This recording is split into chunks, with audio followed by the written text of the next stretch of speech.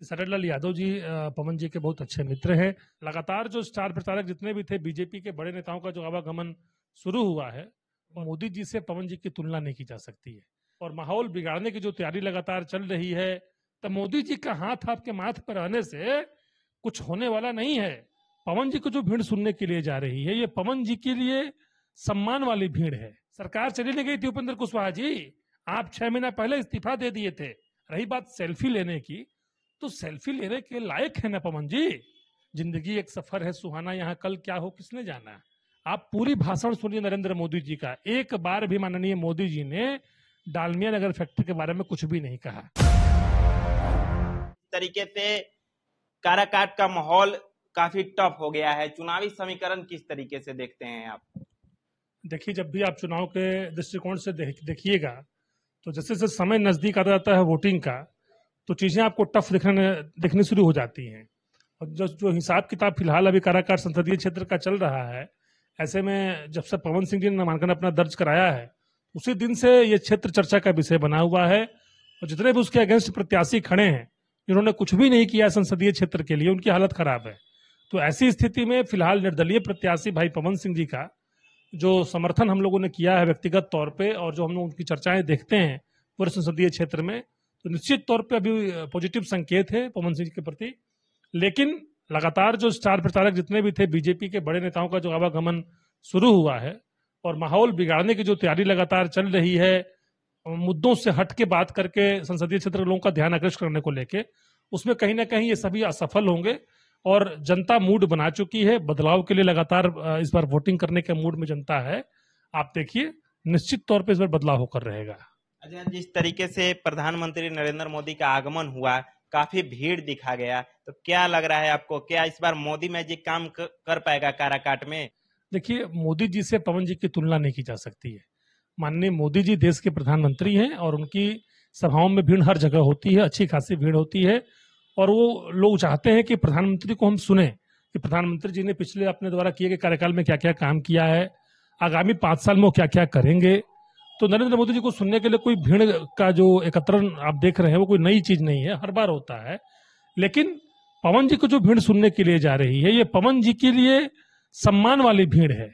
क्योंकि अन्य जगहों पे भीड़ बुलाई जाती है, कहीं ना कहीं से व्यवस्था करके, गाड़ियां भेज के, ट्रैक्टर भेज के, टेम्पो भेज के, गाड़ियां भेज के।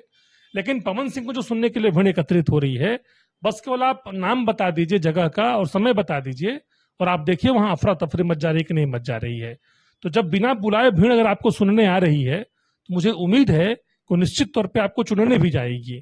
लेकिन जिन सभाओं में पैसे खर्च करके भीड़ को बुलाया जाता है, वो भीड़ सुनने तो आती है, लेकिन इसकी गारंटी नहीं है वो चुनने जाएगी कि नहीं जाएगी। आपको चुनाव में सुनना और चुनना दोनों अलग अलग चीज है। तो प्रधानमंत्री लोग सुनने गए थे, कितना चुन पाते हैं ये 4 तारीख को क्लियर पता चल जाएगा आपको। अच्छा, एक और खबर आ रही है कि बीजेपी के तमाम स्टार प्रचारक यहाँ पर प्रचार करने के लिए आ सकते हैं, और अभी आ भी रहे हैं, तो कितना असर होगा इसका? ये कोई नई बात नहीं है। जब जब पार्टी के प्रत्याशी चुनाव लड़ते हैं, तो हर बार देखने को मिलता है कि उनके प्रचारक आते हैं। आप विधानसभा का चुनाव देख लीजिए पिछले दिनों, फिर पिछले दिनों आप लोकसभा का चुनाव देख लीजिए, हर बार मोदी जी का आगमन या उनके पार्टी के सभी बड़े नेताओं का आगमन होता रहा है, और आगे भी होता रहेगा। क्योंकि भाई पूरी टीम हर जगह लगी होती है, और हर किसी का अपना टीम होता है, सबको लगना भी चाहिए, तभी तो पार्टी का प्रत्याशी नजर आएगा। लेकिन ये लोग यह नहीं बता पा रहे हैं, जो जिनके समर्थन में आ रहे हैं बीजेपी वाले या आरजेडी वाले, कि इनका क्या प्रोग्राम है, आगामी 5 साल ये करेंगे क्या, पिछले 5 साल में उन्होंने किया क्या, इनका क्या संघर्ष रहा है। जैसे उपेंद्र कुशवाहा से लोग पूछता है कि आप पिछले 5 साल में क्या किए हैं, तो कहते हैं कि हम केंद्रीय विद्यालय खुलवाए, केंद्रीय विद्यालय में एडमिशन कराएं, यही विकास का काम है। केंद्रीय विद्यालय खुलवा दिया आपने एक, तो इससे बहुत बड़ा कितना विकास हुआ क्षेत्र का, इससे उससे क्या क्या विकास हुआ केंद्रीय विद्यालय खोलने से, ये बताइए। जिनकी जिनकी आपने पैरवी की, उनका एडमिशन तो हो गया केंद्रीय विद्यालय में, उनका क्या जिनकी पैरवी आप तक नहीं थी, उन मेधावी छात्रों का क्या हुआ माननीय उपेंद्र कुशवाहा जी, जिनकी पैरवी आप नहीं कर पाए। आज वो छात्र कहीं ना कहीं सफर कर रहे हैं अच्छी शिक्षा न होने के अभाव में। आपने केंद्रीय विद्यालय खुलवाया, लेकिन आपने बाकी विद्यालय जो डेहरी विधानसभा और काराकाट लोकसभा में क्षेत्र थे, उनके शुद्धिकरण के लिए, उनके बेहतरी के लिए आपने क्या किया। आज विद्यालयों में बैठने के लिए अच्छे बेंचेज नहीं है, कमरों का अभाव है, विद्यालयों में पानी पीने की व्यवस्था नहीं है, विद्यालयों में विद्युत की व्यवस्था नहीं है। आपने इन विषयों को कितना रखा? आप एचआरडी मिनिस्टर थे, कितना उस पर आपने काम किया? तो विकास पूछिएगा, ये बताते हमने एडमिशन करवाया, हमने विद्यालय खोल दिया, हमने डालमिया खोलने के लिए प्रयास किया, तब तक सरकारें चली गई। सरकार चली नहीं गई थी उपेंद्र कुशवाहा जी, आप 6 महीना पहले इस्तीफा दे दिए थे और यह कह रहे थे कि आपको कोई सुनता नहीं है, आपसे कोई मिलता नहीं है, जो लोग कहता है वो करता नहीं है। और आप फिर नया भारत के निर्माण के लिए राहुल गांधी जी का दामन थाम लिए थे और महागठबंधन से आप चुनाव लड़ गए थे 19 में, और राहुल जी को प्रधानमंत्री बनाने का आप सपना दिखा रहे थे लोगों को। जब आप हार गए बुरी तरह से, फिर कहीं आपको कुछ दिखा नहीं, तो अपनी पार्टी का विलय किया, आप जदयू में एमएलसी बने, और फिर जब आपको वहां पर सम्मान नहीं मिलता दिखा, तो पुनः आपने अपनी नई पार्टी बना ली और फिर जाके लौट के नरेंद्र मोदी जी के चरणों में कि कसम हमको फिर से सांसद उनके नाम पे बन जाए। और बार बार आप ही कहते भी हैं, जिस पर मोदी जी का हाथ हो उसको कौन डिगा सकता है। तो मोदी जी का हाथ आपके माथ पर रहने से कुछ होने वाला नहीं है, जब तक से जनता रूपी भगवान का हाथ उसके माथ पे नहीं रहेगा। वोट तो जनता रहेगी, मोदी जी वोट दे देंगे के यहाँ पे। इसलिए उपेंद्र कुशवाहा जी या अन्य जो प्रत्याशी यहाँ लड़ रहे हैं, उनको अपने किए गए पिछले 5 सालों के कार्य और आगामी कार्य की जानकारी मजबूती से देनी चाहिए, तभी क्षेत्र का विकास संभव है। अच्छा, सुनना और चुनना में अंतर होता है। अभी आपने भी जिक्र किया, पवन सिंह के बारे में भी कुछ लोग कह रहे हैं कि इनका सभा में भीड़ सेल्फी लेने के लिए उमड़ रहा है, क्या लग रहा है आपको? मैंने तो कहा ही आपको कि पवन जी की जो भीड़ है, ये पवन जी के सम्मान में बिन बुलाई भीड़ है, जो पवन जी को सुनना और चुनना दोनों चाहते हैं। पवन जी से आप पता करिए, जो भीड़ वहां एकत्रित होती है, आप कभी जाकर वहां पे ग्राउंड स्तर पे रिपोर्टिंग करिए और पूछिए उस भीड़ से, क्या आपको बुलवाया गया, क्या आपको गाड़ियां भेजी गई, क्या आपको आने के लिए इसके लिए पैसे मिले हैं, और आपको भीड़ आपको उत्तर उसका दे देगी। लेकिन बाकी नेताओं का जो भीड़ एकत्रित हो रही है, आप उनसे पूछिएगा कि आप कैसे आए, तो बताएंगे आपको कहीं ना कहीं से कोई व्यवस्था हमको मिली और ये फलाना मेरा नेतृत्व हम यहाँ पे चले आए हैं मोदी जी को सुनने के लिए, फलाना जी को सुनने के लिए। तो जब बिन बुलाए भीड़ एकत्रित होगी तो निश्चित तौर पर कुछ सोच विचार की भीड़ आएगी। रही बात सेल्फी लेने की, तो सेल्फी लेने के लायक है ना पवन जी, उस स्टारडम को, उस सम्मान को उन्होंने अपनी मेहनत से कमाया है। आज कोई अगर आपकी सेल्फी लेता हो या मेरे साथ अपनी सेल्फी लेता हो, तो बहुत ही गौरव का विषय है कि ईश्वर ने इस काबिल बनाया कि हम हमारे चेहरे और आपके चेहरे के साथ लोग अपनी एक तस्वीर लेना चाहते हैं। वरना सैकड़ों तो पवन सिंह से सुंदर कौन किसको पूछ रहा है, और भीड़ में सेल्फी कहाँ को ले पाता है। लोग भीड़ में पवन जी को सुनता है, कई सारे स्टार कलाकार आते हैं, उनको भी देखता है और सुनने आता है, और कहीं ना कहीं इस मूड में आता है मुझे इस बार मतदान अगर करना है और मैं युवा हूं तो एक बार बदलाव के लिए मतदान करूंगा, और बदलाव करने के बाद मैं देखूंगा कितना मेरे संसदीय क्षेत्र का विकास हुआ, और तब हम लोग आगे फिर पुनः उसको मौका देने का विचार करेंगे। तो सुनना और चुनना दोनों अलग अलग चीजें हैं। जो बिन बुलाए सुनने आएगा वो निश्चित तौर पर चुनने के समय भी जाएगा, और जो बुलाया जाएगा जिसको सुनाने के लिए, वो चुनने के लिए जब भी जाएगा तो उसके पास कई मल्टीपल ऑप्शन रहेंगे, और जिसको चुनना वो चाहेगा उसको चुन सकता है। अच्छा, पवन सिंह का समर्थन कर रहे हैं और मैं सोशल मीडिया के माध्यम से लगातार देख रहा हूं कि आप प्रचार भी कर रहे हैं, क्यों, आखिर क्या अलग देख रहे हैं पवन सिंह में? देखिए, मैंने पहले भी अपने इंटरव्यू में बताया था कि मुझे किसी भी प्रत्याशी ने मेरा संपर्क मुझसे किया नहीं था, उन्हें लगा नहीं कि मैं उनकी जरूरत हो सकता हूं, क्योंकि क्षेत्र में जब तक से आपको आमंत्रण ना हो कहीं नहीं जाना चाहिए, मेरा व्यक्तिगत तौर पर ऐसा मानना है।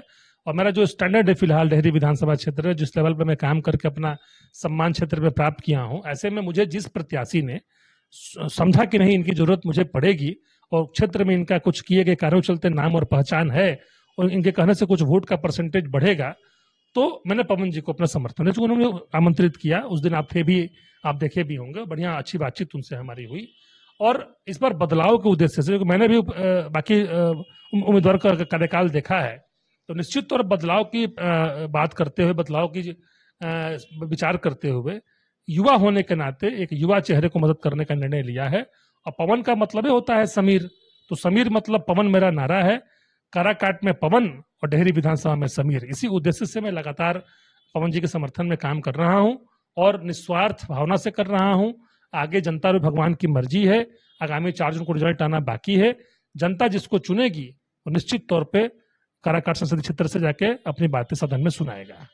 अच्छा, खेसारी लाल यादव का भी आगमन होने वाला है काराकाट में, क्या लग रहा है, कितना असर दे पाएंगे? देखिए, खेसारी लाल यादव जी पवन जी के बहुत अच्छे मित्र हैं, भोजपुरी के एक बड़े कलाकार हैं, और खेसारी लाल यादव केवल आगमन केवल पवन जी के लिए नहीं हो रहा है। खेसारी लाल यादव का आगमन हर जगह हुआ है, आप इससे पहले देखेंगे तो निर्दलीय प्रत्याशी सिवान में उनके लिए भी उन्होंने रोड शो किया, प्रचार किया। कल पवन जी के समर्थन में आ रहे हैं। मैंने थोड़ी देर पहले देखा कि 29 तारीख को जा रहे हैं आरजेडी के समर्थन में, मिश्रा जी के समर्थन में पाटलिपुत्रा जा रहे हैं। तो उनके आने से जो उनके समर्थक है, जो उनके प्रशंसक हैं, निश्चित तौर पर उनकी बातों को मानेंगे तो वोट का परसेंटेज पवन जी के लिए बढ़ेगा। उनके आने से निश्चित तौर पर बल बढ़ेगा। लेकिन इसका पूरा डायग्राम आपको तब पता चलेगा जब 4 तारीख को रिजल्ट आएगा लोकसभा चुनाव का। इसलिए बहुत ज्यादा अकबकाहट में, बहुत ज्यादा बड़बोले पौन में बात नहीं करनी है। मैंने बार बार आपसे कहा, जो भीड़ देखने सुनने जाती है वो चुनने नहीं जाती है। कई सारे ऐसे लोग जो खिसरे को देखने भी जाएंगे, हो सकता है कि वो चुनने न जाए, सुने जाए लेकिन चुने न जाए। तो ये देखना बाकी है। 4 जून को निश्चित तौर पता चलेगा कि कौन किसको कितना सुना है और कौन किसको कितना चुना है। अच्छा, जिस तरीके से प्रधानमंत्री का यहाँ पर आगमन हुआ, उनके सामने उपेंद्र कुशवाहा ने एक बात कहा कि अगर इस बार हम जीत के जाते हैं और डालमिया नगर फैक्ट्री पर काम नहीं होता है, कारखाना नहीं खुलता है, तो हम 29 में वोट मांगने नहीं आएंगे। क्या कहिएगा इस पर? अब उपेंद्र कुशवाहा जी भविष्यवाणी करते हैं, ये मुझे समझ में नहीं आता है। 29 आने में भी 5 साल समय है। जिंदगी एक सफर है सुहाना, यहाँ कल क्या हो किसने जाना। कल अभी क्या होगा इसकी गारंटी तो है नहीं। 29 की तो बात छोड़िए। उपेंद्र कुशवाहा जी ने कहा कि डालमिया नगर नहीं शुरू होता तो मैं वोट मांगने नहीं आऊंगा। आप पूरी भाषण सुनिए नरेंद्र मोदी जी का। एक बार भी माननीय मोदी जी ने डालमिया नगर फैक्ट्री के बारे में कुछ भी नहीं कहा। डालमिया का ड तक मोदी जी ने नहीं बोला। तो जब तक से मोदी जी के संज्ञान में मामला नहीं आएगा, क्या एक सांसद की बस की बात है फैक्ट्री खुलवा पाना? जब तक से मंत्रालय में पास ना हो और प्रधानमंत्री जी का ध्यान उस पर ना जाए। पिछले 5 साल जब रहे सरकार में तो कितने बार डालमिया के लिए संघर्ष किया। मैं बार बार बोल रहा हूं, जब चुनाव हार गए एक भी बार डालमिया के मुद्दे पर कभी संघर्षरत नहीं दिखे। अगर पिछले 500 संघर्ष किए रहते डालमिया फैक्ट्री खुलवाने के लिए कि फैक्ट्री नहीं तो वोट नहीं, तो निश्चित तौर पर डालमिया चर्चा का विषय बना होता और उपेंद्र कुशवाहा जी के नेतृत्व में आज लोग यहाँ पे खड़े होते। लेकिन जुमलों की तरह ये मैं करूंगा, ये मैं हो जाऊंगा, ये मैं करने जा रहा हूं, इस पर जनता विश्वास करने वाली नहीं है। अब जनता बदलाव के मूड में है। जब चुनना ही है तो सबको देख लिया है, इस बार नए को देखेंगे और नए से उम्मीद करके अपने क्षेत्र के विकास की बात करेंगे। अच्छा, 1-2 दिन में अब चुनाव प्रचार भी थम जाएगा और 1 जून को मतदान है। उसके बाद 2025 विधानसभा का चुनाव की तैयारियां शुरू हो जाएंगी। क्या लग रहा है आपको, क्या कहिएगा? देखिए, विधानसभा की तैयारी 2020 से ही शुरू है। जब मैं चुनाव हारा हूं, या जो लोग चुनाव हारे होंगे, जिनको दोबारा चुनाव लड़ना होगा 25 में, वो सभी अपनी तैयारियों में लगे हुए हैं। इससे काराकाट लोकसभा चुनाव से कोई लेना देना नहीं है। अगर मेरी व्यक्तिगत आप माने तो मैं 2020 में जब चुनाव हारा था, जिस दिन रिजल्ट आया था कि मैं चुनाव हार गया हूं, मैं उसी दिन से 25 की तैयारी में लगा हूं।